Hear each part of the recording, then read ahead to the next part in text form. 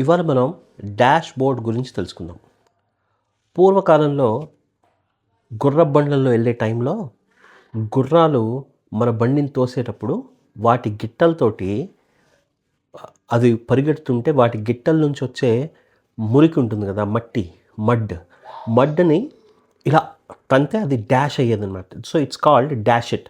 They use to dash the dirt or dash the mud on to the faces.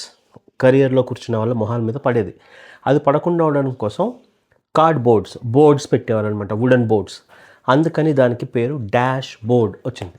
మెల్లమెల్లగా మనం కార్లు వచ్చిన తర్వాత అదే డాష్ బోర్డ్లో ఓడోమీటర్లు, స్పీడోమీటర్లు అన్నీ పెట్టుకున్నాం.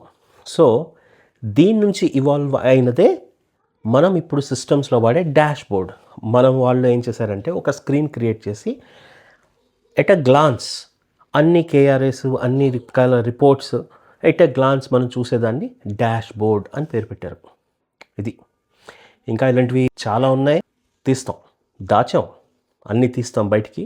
అప్పటి వరకు మీరు లైక్ చేసి, షేర్ చేసి, ఫాలో చేయండి.